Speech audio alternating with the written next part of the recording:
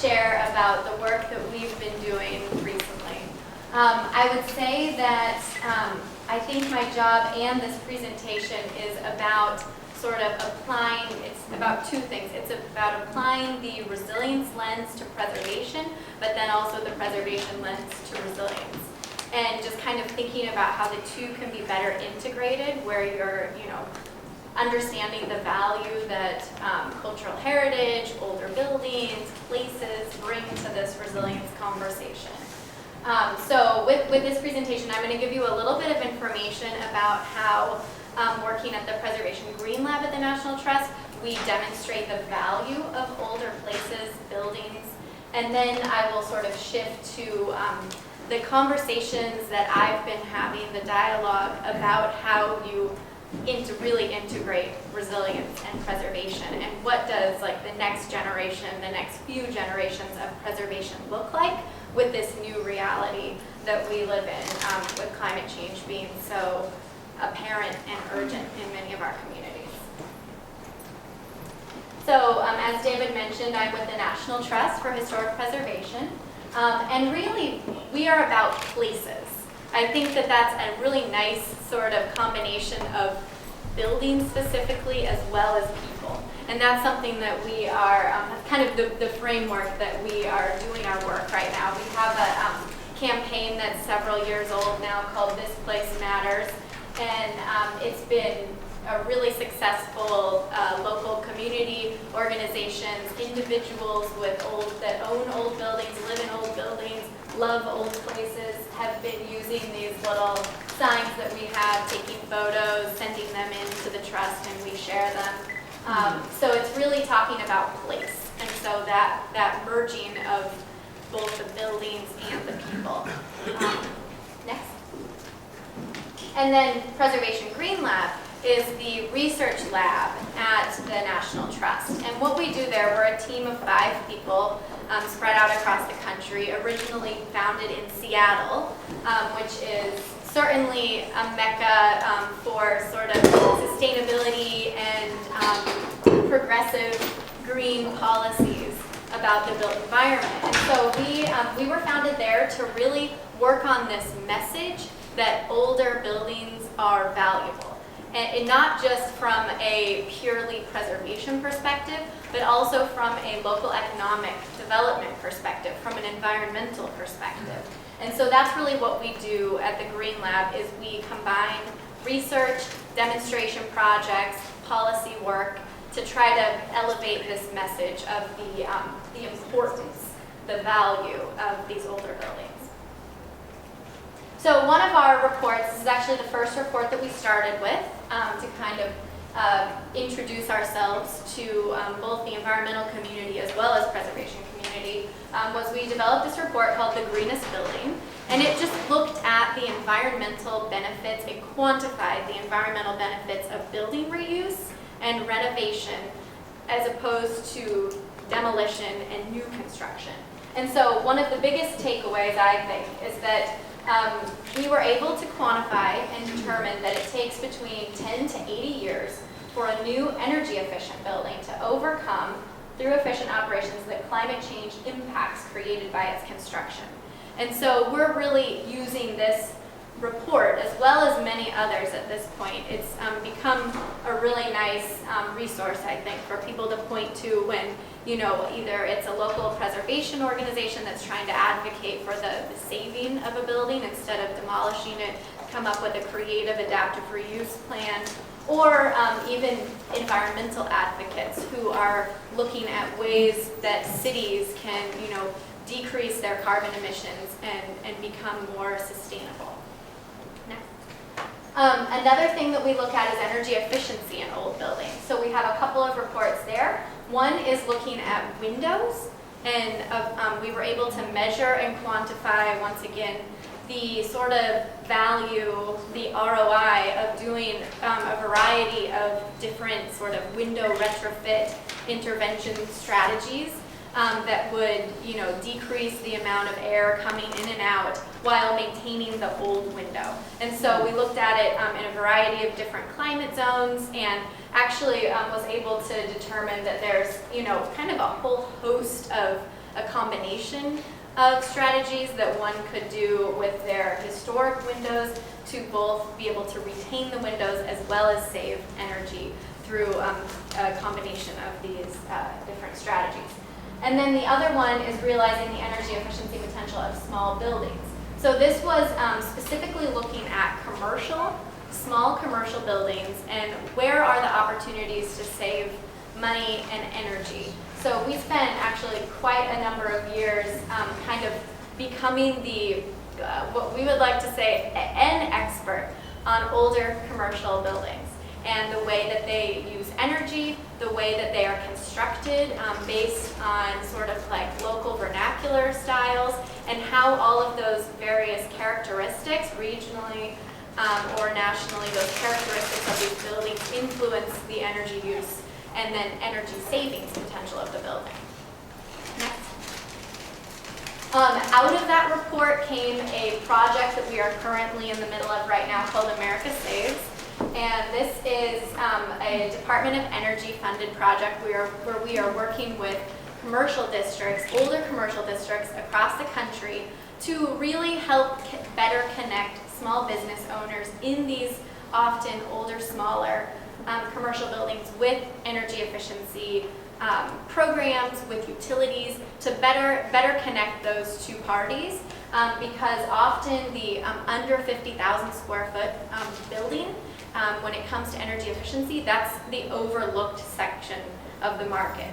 Energy efficiency programs are very much tailored to the really big buildings where you can, implement a whole bunch of strategies and see, a pretty significant chunk of savings. It makes maybe for a better story, but really you have actually 95% of all of total buildings in the country are these smaller buildings that are 50,000 square foot and smaller.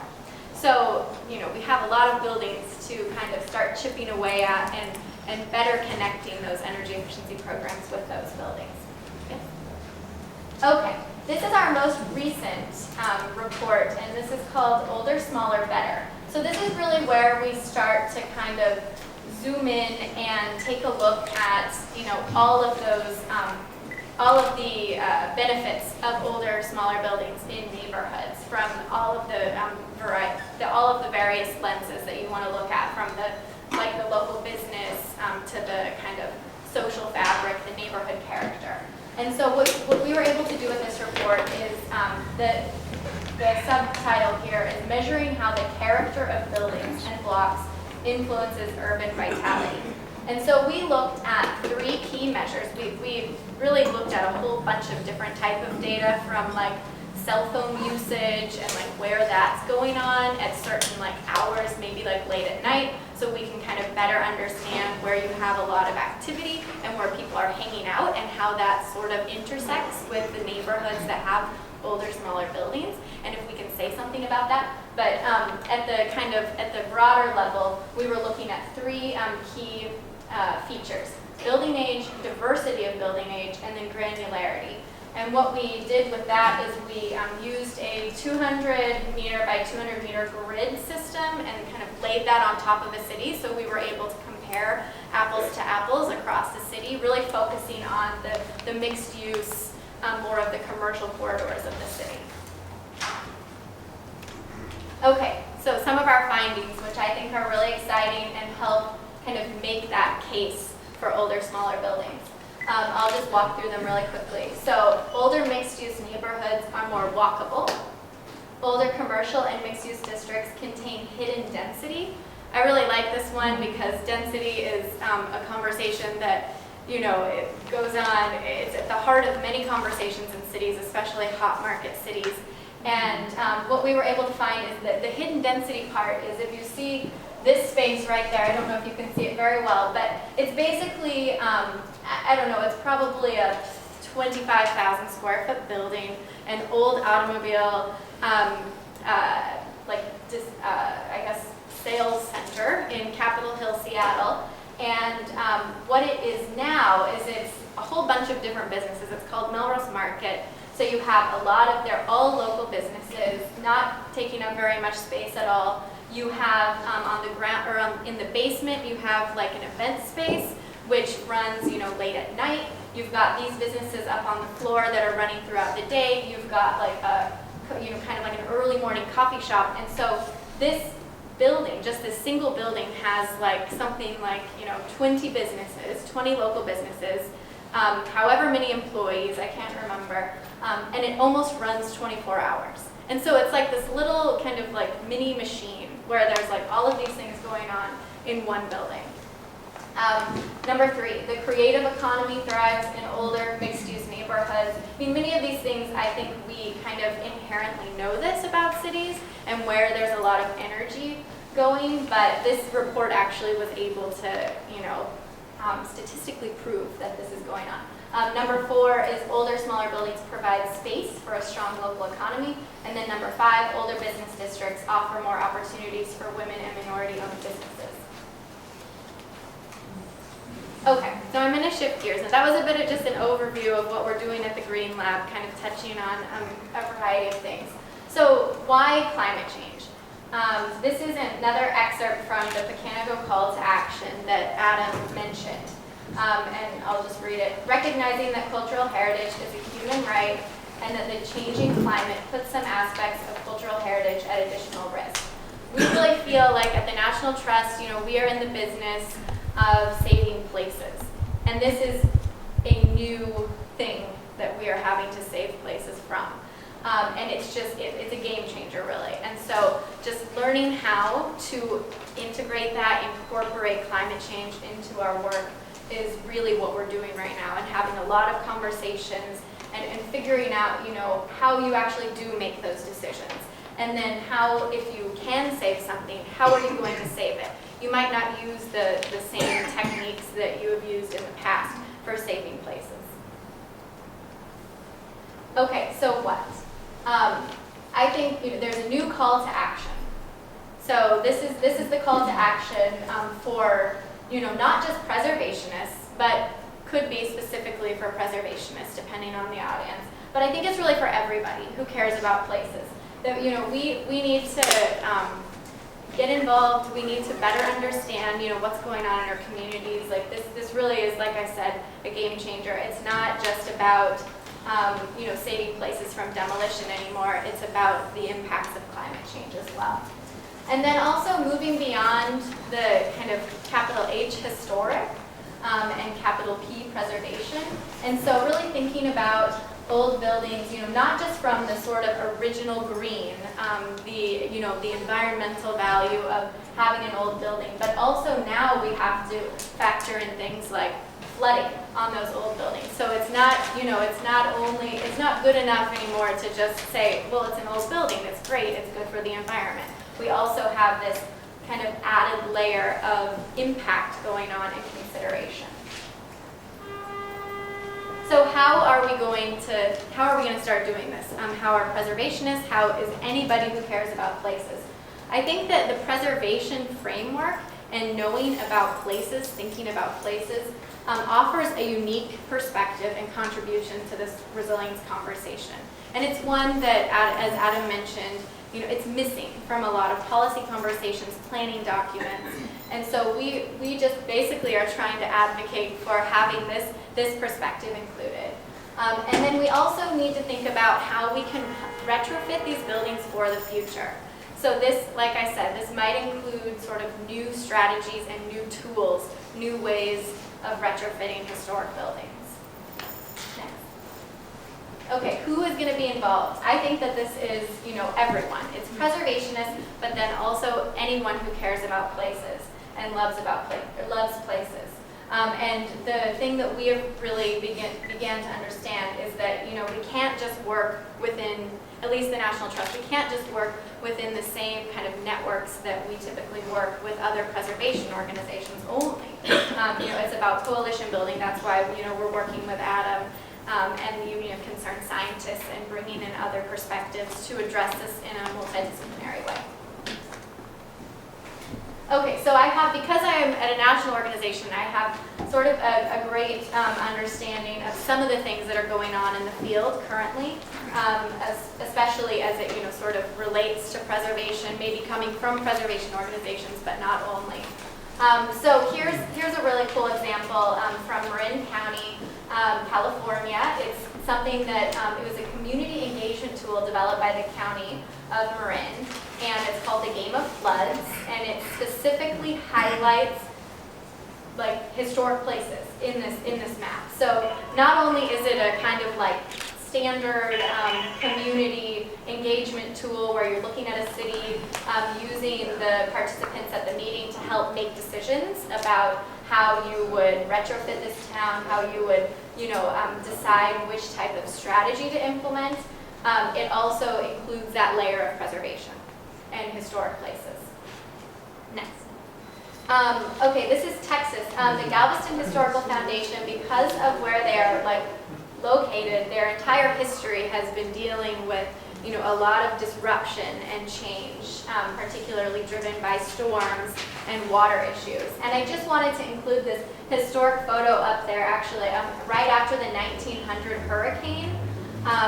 This is a huge long-term project that was implemented where there was a whole bunch of pumping and elevation. Really, they just raised the entire grade of Galveston in large parts of the city because they endured so much damage during the 1900 hurricane. But it just kind of shows that we're not only dealing with this now. This has been going on for a while, and cities have kind of endured these lengthy, complicated infrastructure projects. But this is how places evolve over time.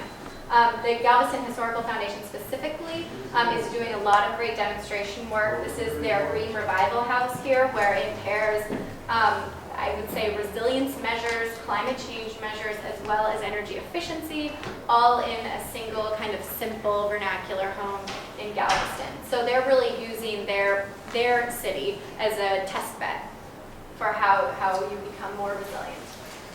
Massachusetts and Boston, they're doing a lot of living with water work, and one of the things in the trust we really are interested in is this proposal for the Back Bay that includes a canal system. And so the Back Bay has a ton of historic buildings, and it's very overwhelming to think about how you kind of protect a neighborhood like that when you have so many buildings. But this was, one of the ideas that came out of some design competitions and conversations to use a canal system to kind of, with one infrastructure project, protect a lot of buildings. Next. Louisiana, New Orleans, the urban water plan is taking a really interesting integrative approach, kind of considering everything and thinking about how water and investments in the water system creating a better relationship with the water system can make the community more resilient. And this also includes a lot of infrastructure projects that will directly impact historic buildings. Next. In the state of Mississippi, they've developed 4 historic homes in the Mississippi Gulf Coast region. They've developed kind of a new elevation design guideline handbook, which is really interesting for preservation because the issue of elevating, raising up historic homes is, a little complicated sometimes.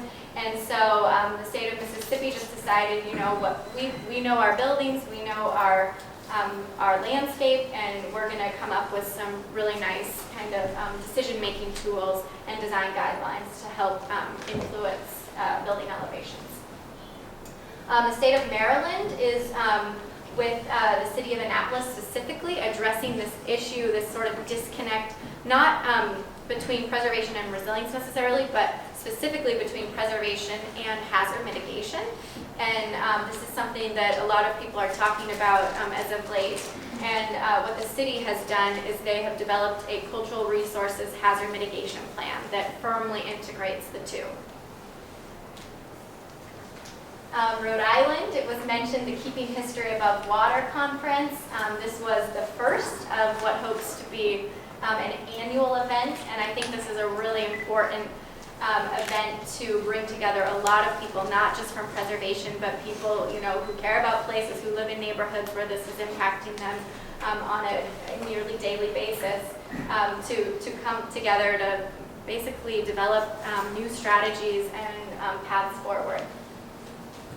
In Scotland, I just wanted to mention some national programs that are going on in Scotland that's really engaging the public quite well in terms of like citizen science stuff, citizen archaeology, getting people involved in decision making and prioritization of, how do you decide which places matter, and then how do you kind of prioritize those, really getting into the hard decision making. Okay, so just a little bit of sort of my 30,000 foot view and thinking about this currently. So how do we create the ecosystem that really forms the foundation of this integration between preservation and resilience?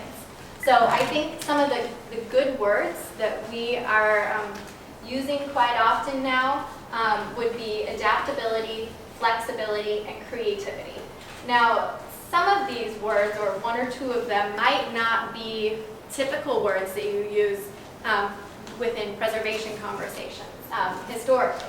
But I think these are the words that are certainly rising to the surface for us right now. It's actually how we sort of think about everything at the Green Lab at the Trust, and just thinking about ways we can be more creative with our existing buildings, not getting caught up in a lot of these kind of technical conversations, but like thinking a little bit bigger about how do we ensure the sustainability of these older buildings that we care so much about, that define neighborhoods. Building cross. Oh, sorry. So another point is building cross-disciplinary teams, like I already mentioned.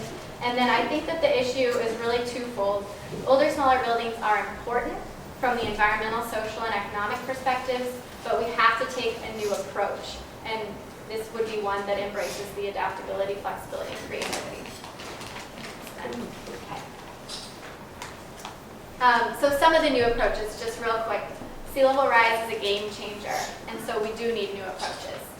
We've got wetland restoration, and this would be new approaches to sort of integrate with this preservation work. So wetland restoration. We have the Boyne Foundation project, which is using amphibious retrofits of homes to float when it floods. You have community relocation. These are conversations that communities will start to have. And then also using interpretation and place-based conversations to start tackling these issues, to start making decisions.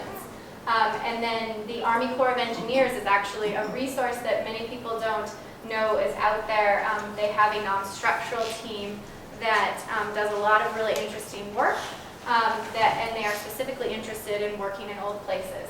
And then also there's an opportunity with the National Flood Insurance Program reauthorization that's coming up in 2017, next year, to kind of influence that from a preservation perspective.